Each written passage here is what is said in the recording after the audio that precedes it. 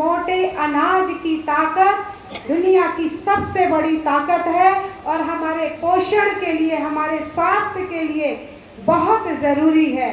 यदि हम अपने प्राचीन काल को याद करें, बहुत ज़्यादा दूर नहीं, मात्र 50 साल पीछे के इतिहास को अगर हम देखें तो सभी के घर में मोटा अनाज हर साल आता था और ज़्यादातर मोटा अनाज घर में बनाया जाता था। अधिकतर गेहूं की रोटी तभी बनाई जाती थी जब कोई मेहमान आया करते थे। ये सामान्य घरों की बात मैं बता रही हूँ। धीरे धीरे हमने पश्चिमीकरण को कुछ इतना अपनाया और गेहूं की खेती पर इतना ध्यान दिया कि आज हम चावल और गेहूं तक ही सीमित होकर रह गए, जबकि हमारा शरीर सारे तत्वों की मांग करता है। क्योंकि मैं साइंस की हूँ तो मैं बताना चाहूँगी कि ऊर्जा का स्रोत, हमारी ग्रोथ के लिए प्रोटीन का स्रोत, विटामिन का, मिनरल्स का, फैट का, सभी चीज़ की हमारे शरीर में आवश्यकता होती है। मैं यह कहना चाहूँगी कि हमारे स्वास्थ्य के लिए carbohydrate, protein, fat, vitamin, mineral, ये सारी चीज़ों की आवश्यकता होती है। और जो मोटे अनाज पहले हमारे घरों में हमारे रसोई की शोभा बढ़ाते थे, हमारे स्वास्थ्य का ध्यान रखते थे, बाजरा, चावल और ग्वार की फली, जो आज परंपरागत रूप में हम नहीं खाते हैं, जबकि पहले ये परंपरागत हुआ करते थे।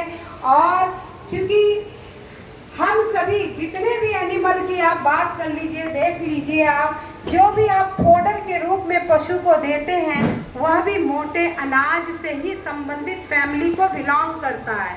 ये इतनी ताकत है जो हमें सदैव स्वस्थ, हमारे शरीर को सदैव स्वस्थ रखता है, हमारे इम्यून पावर को, रोग से लड़ने की क्षमता को बढ़ा देता है।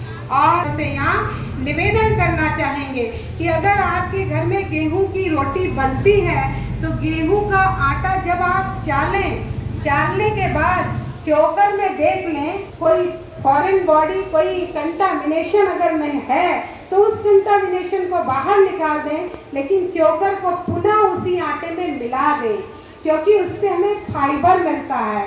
हमारे पाचन, जब हमारे शरीर में पाचन की क्रिया होती है तो हमारी आंत में पेरिस्टाल्टिक मूवमेंट होता है, हमारी सेल इस तरह ऐसे वाइब्रेट करती है। और मोटे अनाज हमारे एलिमेंट्री कैनाल में रफेज का काम करते हैं, रेसे का काम करते हैं, जिससे हमारा पाचन बढ़ जाता है। और जबकि जब हम चिकना अनाज खाएं, जैसे बहुत महीन, जो लोग रोज होटल की रोटियां खाते होंगे, मैदे की रोटी खाते हैं या पिज्ज़ा या वेस्टर्न फूड पर विश्वास रखते हैं, देखिए वो 30 साल के बाद डॉक्टर्स के चक्कर लगाते रहते हैं। और हमारा जो ट्रेडिशनल फूड है उसने पूरी दुनिया में ये साबित कर दिया है कि हमारा इम्यून पावर दुनिया में सबसे बढ़ करके है। इस प्रकार के अनाज हमारे भोजन में शामिल हैं, ये सभी हमारे पौष्टिक आहार हैं, इनको जरूर लेना चाहिए।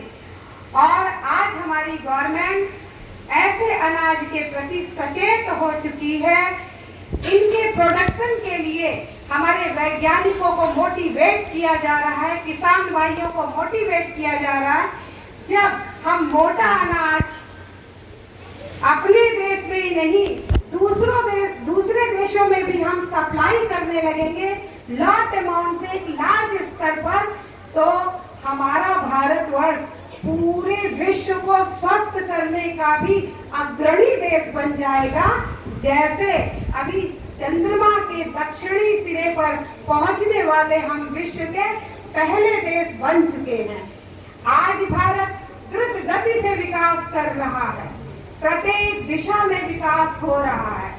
कोई नहीं कह सकता कि अब भारत को विकसित राष्ट्र की श्रेणी में खड़ा करने में कोई रोक सकता है, क्योंकि आज भारत जाग चुका है, आज भारत का हर निवासी जाग चुका है और सभी लोग मिल करके भारत को समृद्ध बनाएंगे, स्वस्थ बनाएंगे। और स्वस्थ बनाने के लिए हमें मिलेट्स की ओर जाना ही होगा, क्योंकि यह हमारे पाचन तंत्र को मजबूत करता है और पौष्टिक तत्व हमें चाहिए, जितना हमारे जो आजकल हम खा रहे हैं उससे ज्यादा मिलेट्स में है, मोटे अनाज में है।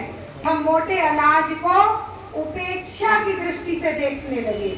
हम समझने लगे गरीबों का खाना है, अमीरों का खाना तो चावल बहुत अच्छी क्वालिटी का और बहुत महीन पिसा हुआ मैदे जैसा गेहूं हमारा आहार है। ये गलती हमने कर दी, जबकि मिलेट्स हमारे जीवन के लिए, हमारे स्वास्थ्य के लिए बहुत आवश्यक है। अभी कुछ ही दिनों बाद देखिए दीपावली आएगी। दीपावली में कांद की सब्जी खाई जाती है। देखिए फिर मैं विज्ञान से जोड़ रही हूँ, कांद की सब्जी को देखिए धर्म से जोड़ा गया कि साल भर में एक बार खा लोगे तो तुमको इतना ज्यादा आयोडीन मिल जाएगा कि साल भर उसकी पूर्ति तुम उसी एक दिन के खाने से कर सकते हो।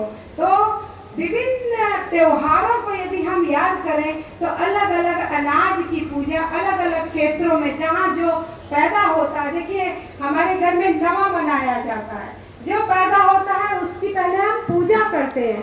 तो हमें अनाज की विविधता पर जरूर ध्यान देना चाहिए।